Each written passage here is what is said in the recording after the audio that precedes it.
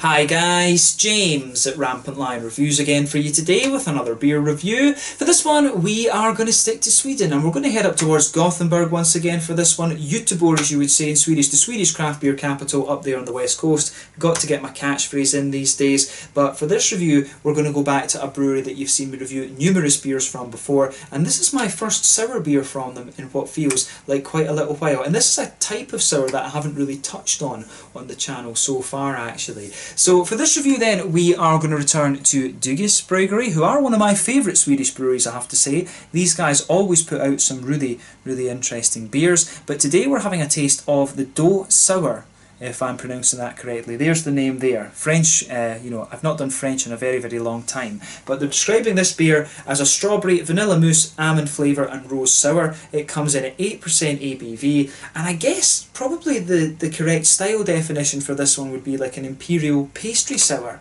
I'm really not quite sure. I haven't really reviewed, I don't think I've reviewed any pastry sours on the channel, come to think of it, but although I guess, I don't know whether you could term the Berliner Weisses as being pastry sours. I think the main difference between, the big sweet and fruity Berliner Weisses and the pastry sours, I think these are more kind of like kettle sours than being the big kind of wheaty, vanilla sort of creamy type things that you'll get from Goses and from fruited Goses and Berliner Weisses these days. So yeah, really not quite sure what to expect from this one. I think probably the only pastry sours I've had have been a couple of ones that I've tried on tap in Malmö Brewing Company actually. So yeah, not really sure what to expect from this one. It sounds as if it will be a really interesting beer. My previous experiences with Doux putting random stuff in beer has always been really quite interesting. So hopefully this turns out to be another nice beer, and I hope that it makes for an interesting review as well. Incidentally, this beer I believe was released either on the 18th or the 25th of August 2020 as one of the Tillfälligt sortiments in Systembolaget. I actually can't remember which one it was, but the beer has been sitting in my fridge for a little while actually. But yeah, let's see how we get on with this one then. So as always with my reviews, I'll tell you a little bit about the brewery before we taste the beer. If you want to get straight to the tasting, just fast forward. All the usual links are in the description below. That's the brewery website, the link to my other reviews that I've done from Doux Bryggeri before, and you will no doubt see more from these guys in the near future. There's all the usual social media down there as well. If you want to see more reviews, do please consider subscribing to the channel. The whole channel of course has a geography based tagging system, so you can go into the homepage and search for beer based on country, city, state, county, province, prefecture, whatever it is you're interested in. Do check out the playlist of beers from different countries. There is one there for all the Swedish beers that I've reviewed for you. That's constantly being added to, and as always, please do get in touch and let me know some of the other beers and breweries that you guys would like to see me review. It's always great to hear from you guys that are watching the videos, and the support that you show the channel is hugely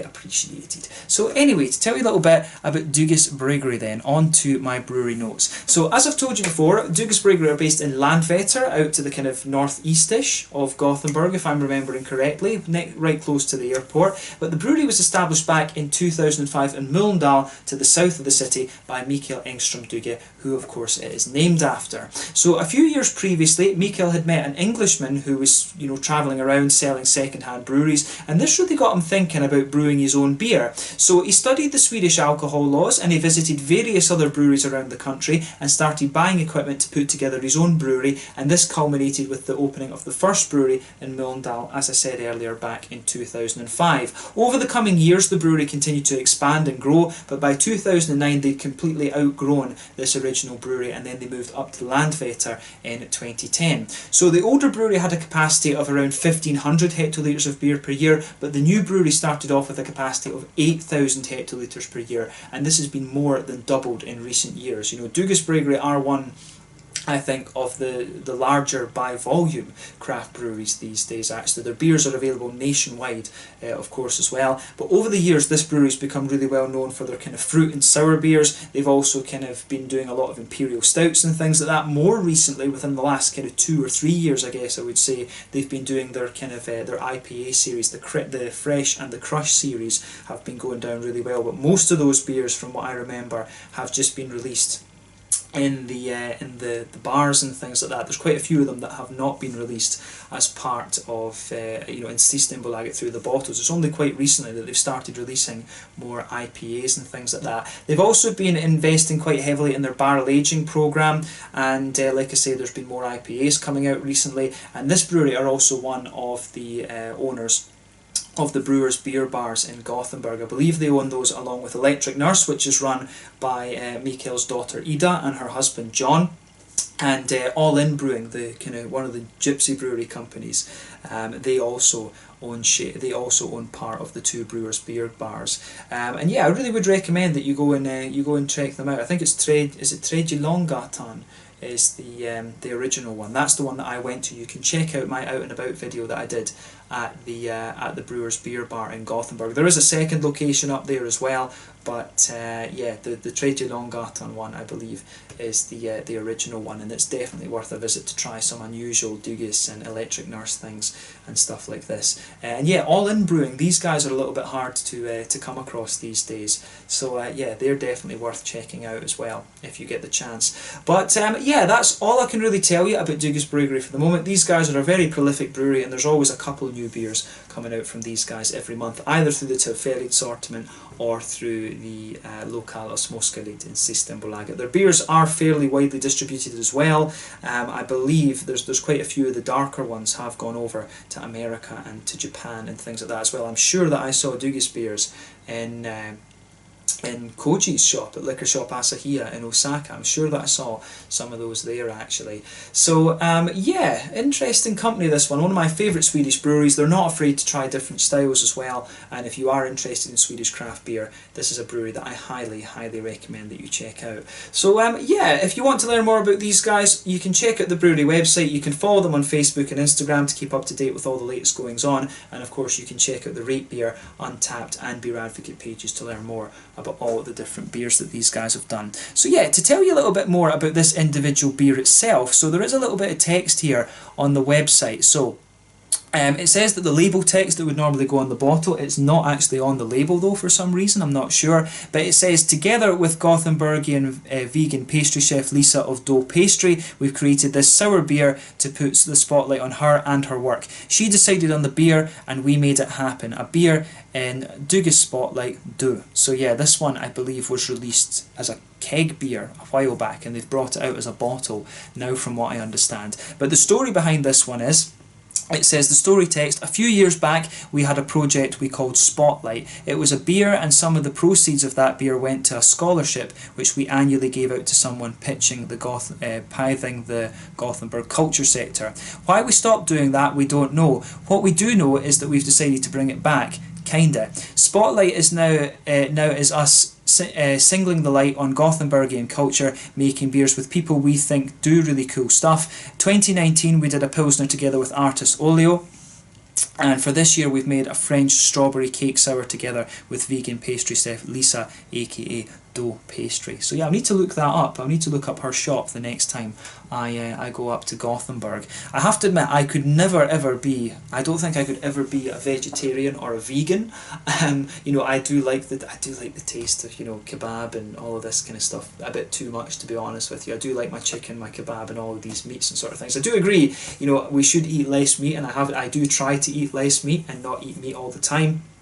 But yeah, I think you know, when it comes to being a vegan, I could never do that. I love milk and cheese far too much to be a vegan. But some vegan foods are really interesting. I've had like vegan chocolate cake. I quite like the you know, some of the kind of vegetarian vegan Indian curries and stuff that you get. Those are very interesting. I love black beans as well. The different beans and things you get are pretty damn awesome. So yeah, I do quite like, actually. I can really appreciate vegan food, and being vegetarian and vegan is actually a lot more popular here in Scandinavia than it is back home in Scotland. I don't know if it would be.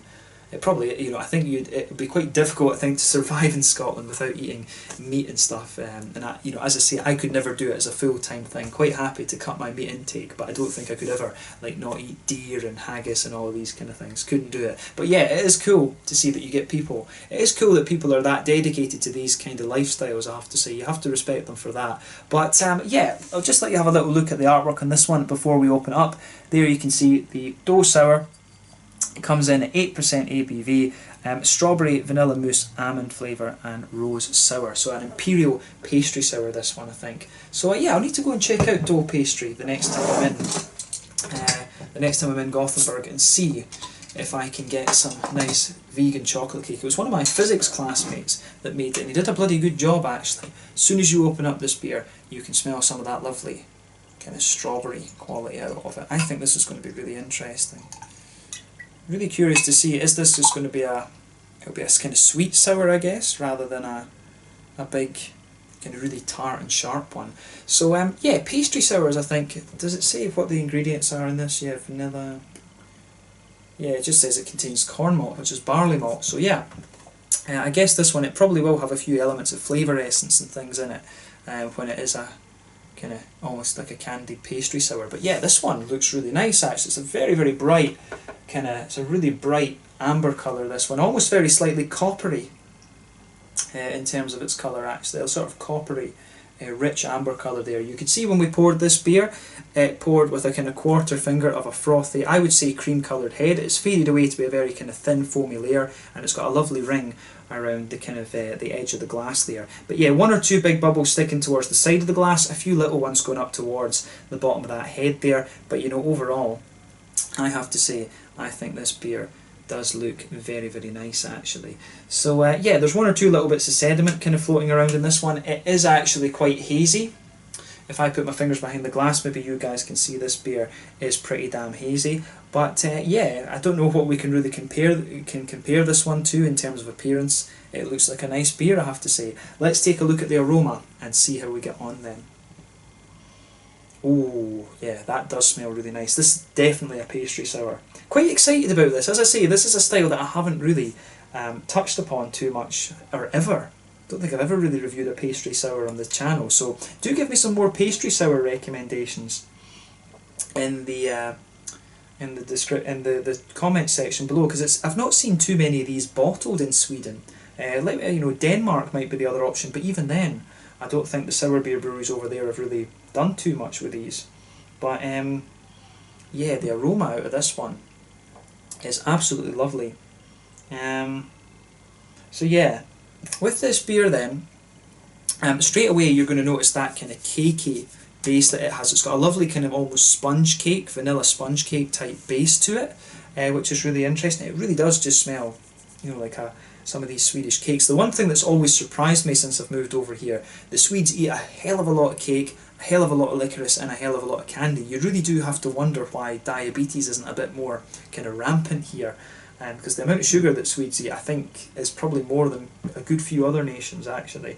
But yeah, the aroma that comes out of this one, I think, is really quite nice. Yeah, so lovely kind of sponge cake. You know, it does have a wee bit of a kind of spicy character to it. It's almost like a little bit like marzipan, or something like that, or cardamom. You know, something along these kind of lines. So yeah, you do get a little bit. I want to say it's marzipan-y. So yeah, it's got that kind of sponge cakey note, vanilla in there, bit of marzipan, cardamom-y type thing. Yeah, the base of the beer is actually really nice. You can smell the rose. If they have put, you know, kind of straight rose leaves or something in this one, you really do get, it does have an element of that kind of floral, leafy sort of thing to it as well. So yeah, that's a really interesting point to make about this one. The malt base, I think, is very straight up. There's one or two little kind of woody elements to it as well, I think. A few kind of undertones there. Does it have a little bit... It does have a wee touch of nuttiness to it as well, but the more that you smell of this one, the vanilla, the sweetness of the vanilla really kind of comes out and saturates your nose a little bit. So the pastry kind of notes in there are the pastry kind of notes you get out of this one. It is more kind of cakey, so I guess the term pastry stout can refer to, you know, sort of pastry beers rather. It can refer to, you know, these kind of cakey things. You know, Brewski Microbrewery here in Skåne, they've been doing a number of the kind of pastry stouts and things like that. I'm surprised they've not had a go at the pastry sours. I haven't really seen those actually. I've not tried too many sour beers actually from Brewski. I need to make sure I do that. But yeah, the aromas that come out of this are lovely, I have to say. Very, very impressed with this one. You do get a bit of a kind of grassy note out of this one. I don't think this beer has hops in it. but it does still give you a wee touch of earthiness and a wee bit of grassiness, and it's the leafy characters from the rose that's coming out of this one too, but it's got a lovely big kind of juicy strawberry character to it. Yeah, big kind of candied strawberry note to it, sort of strawberries and cream almost, but it does have a few wee elements of like a figgy note or a slightly sharper raisiny plummy kind of thing in it as well, but you're always going to get that. With fruit sour beers, you'll always get a few little subtleties of other fruits and things like that too. So yeah, I'm curious about this. I mean, it probably will be to an extent, you know, real. I think it will be all real strawberries that's added into this one, just going from the aroma, because the strawberries don't come across as kind of candied in a way. Quite often, a number of breweries, they will add the fruit to the beer, but then they'll add a little bit of flavour essence as well, just to kind of candy the flavour up a little bit. But this one to me smells as if it's straight up strawberries. You can just smell the kind of freshness of them straight off the bat. But yeah, take a bit of time and enjoy the aroma of this beer before you actually get stuck into it, because I think it's a pretty interesting one, this. Take a bit of time and do that. But yeah, this one is the Doux sour, if I'm pronouncing that correctly, and 8% what I would call an Imperial pastry sour from Doux Bryggeri, brewed in collaboration with Doux Pastry in Gothenburg. So yeah, let's get stuck into this one. Very curious about this beer. Sláinte skål.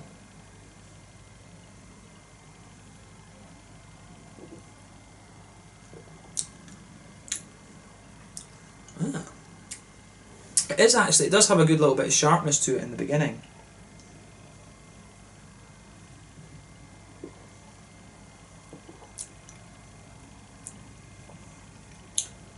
Yeah, this one has a really interesting little bit of sharpness to it.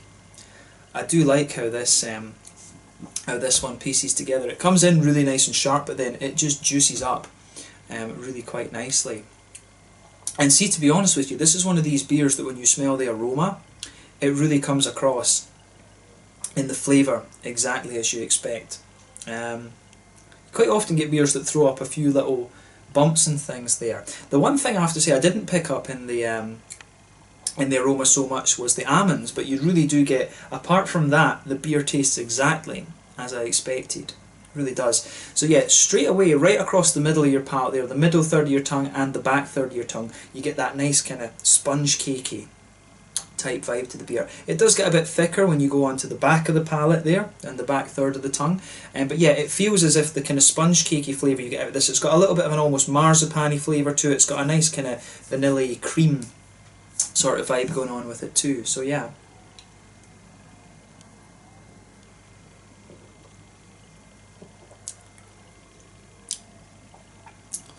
So yeah, this one is pretty nice in that regard. I like how it goes together.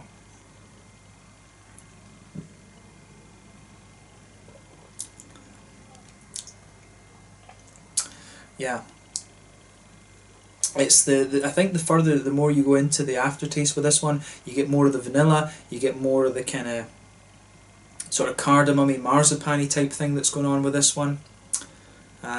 Yeah, but the bready notes really smoothing out a little bit. If you go to the very centre of your tongue and then move forward, you can feel just towards the front of that middle third of your palate, that's where you get the almonds, and the vanilla I think kind of sits underneath that. The vanilla sweetness and the almond sort of sweetness, they mix together really well. It almost tastes a little bit like almond milk in a way. I've been trying a few of these kind of oat milks and almond milks and things like that, because they're actually very interesting. I do really like oat milk, actually. I found that I very much like oat milk. I'm not a great fan of soy milk, but I like oat milk. Oat milk is very nice.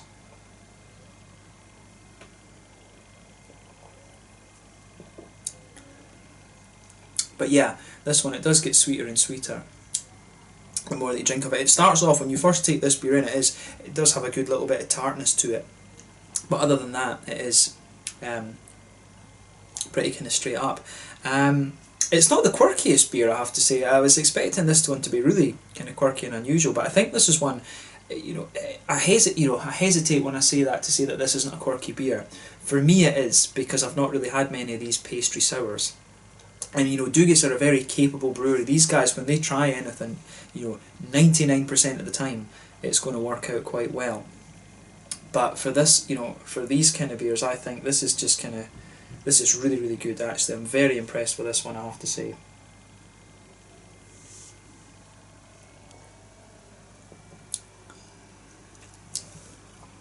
So yeah, for me, this one is really pretty damn solid actually. I do like how this goes together. This is one of these ones that really grows on me. I love the malt base in this one. Pastry sours, I could get used to these. I could get used to these, but will they ever top the old Flanders Reds and things? I'm not quite sure about that when it comes to the sour beers. And I have to admit, I have been getting into more and more into those big fruited gozes and fruited Berliner Weisses and things recently. I've been really getting more into those. But yeah, this is another very, very nice beer, I have to say, from Doux. I'm not surprised because I know this brewery. But yeah, on the edge of the palate, I think that's where the kind of rose leafy type notes come out of this one. It does, around the very front edge of the tongue, it does have a little bit of a grassy vibe to it. But yeah, the kind of leafy notes you would get out of this are kind of sitting there on the edge of the tongue. There's a wee tiny touch of earthiness there in the back corners of the palate. But like I said, this beer I don't think has hops in it at all.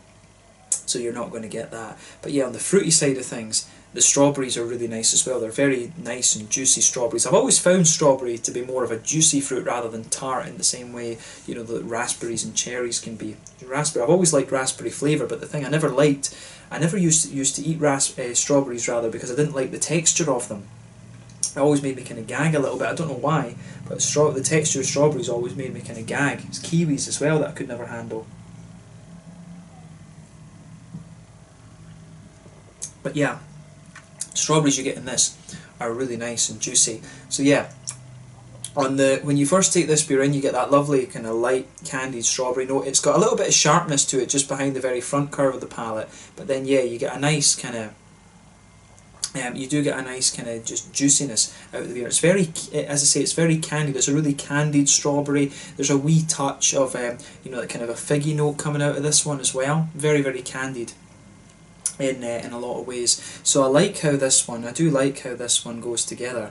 It gets a big thumbs up from me, this. I would love to see more pastry sours from other breweries that are quite good at this. I mean, in Gothenburg you've got Morgendagens, you've got Duck Pond, you've got Fermentarana not too far away as well. You know, the other, I guess, I don't know if you know, Omnipoi, I don't know if they've done too many of what you could consider pastry sours. I don't know where the border really between these and the kind of fruity Berliner Weisses and Goses are. I think these are more kettle sours rather than that. But yeah, it's something I do need to investigate a little bit more. If I told you I was an expert on these, I'd absolutely be lying. But yeah, the flavour of this one I think is really nice. It really does sweeten up the further you go into the aftertaste.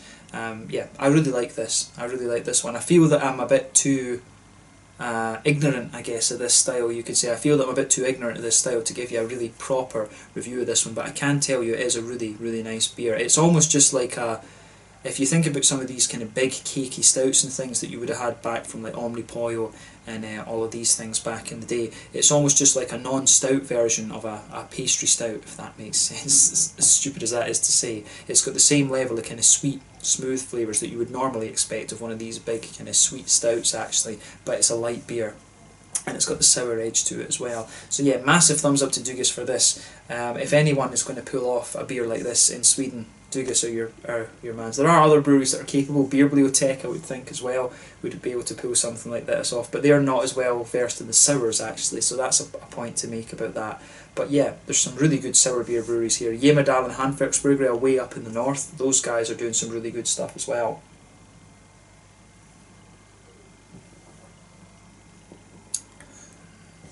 But yeah, nice beer, this one. So yeah, in terms of the mouthfeel then, lovely big kind of full-bodied beer. Kind of at the bottom end of full-bodied though, I would say. The carbonation is very smooth. It leans towards the oily end of the spectrum, one of the more oily sours that I've had. In terms of IBUs and bitterness and things like that, this one's probably 0, but you probably get, you know, I think technically it's 0, but you probably will get 1 or 2 IBUs out of it. You don't get any real kind of hoppiness to this one. Around the front edge of the tongue you can feel the kind of strawberry, the kind of the sort of juicy strawberry notes. Whenever you add fruit into a beer, it does suppress a little bit of the green side of the hops, and it comes out on the edge of the tongue. But you've not got hops in this one, like I say, so the grassy flavours feel as if they're underneath those kind of strawberry notes in there. Might be a little bit of placebo effect that I'm picking up grassiness on the edge of the palate there, but it's got a lovely straight up juicy fruitiness to it. The malt base, like I say, it's got a wee touch of spice kind of infused into it, but otherwise it's very smooth, and it really gets sweeter the further you go into the aftertaste as well. So I mean, this beer, It's really, really nice, and I do like how it goes together. So big thumbs up to Doug's Brewery from me for this one. So yeah, not surprised that these guys have pulled off a solid beer with this one. So yeah, let's leave it at that for the moment. So yeah, once again, this one was the Doux Sour, an 8% Imperial pastry sour, I guess we could say, an Imperial pastry sour from Doug's Brewery in Gothenburg in Sweden, brewed in collaboration with dough pastry, a strawberry vanilla mousse, almond flavour, and rose sour. So yeah, it's quite interesting, this one, I have to say. So yeah, let's leave it at that. Thank you again for watching my beer reviews. Until the next time, please like, subscribe, share, all the usual YouTube stuff. Let me know your own thoughts on this beer in the comment section below. Let me know what your favourite beers are from Doug's Brewery as well. Do give me some pastry sour recommendations. This is a style that I really do need to explore a little bit more, but I'm not sure really what is available here in Europe. I think pastry sours are maybe more catching on over in the States, actually, come to think of it, because I've really not seen that many over here in Europe yet. But yeah, even in Gothenburg and stuff, Copenhagen, I haven't heard of anything. Those are the two big beer cities in Scandinavia. So yeah, definitely worth it would definitely be awesome if you guys can give me a few recommendations. But yeah, thank you again for watching. Check out Doug's Brewery, check out this beer if you can, and I will catch you guys later. The Doux Sour, 8% Imperial pastry sour from Doug's Brewery in Landvetter, just outside of Gothenburg on the west coast of Sweden. Slange ut skål, check out this beer, and I'll catch you guys very soon. Cheers.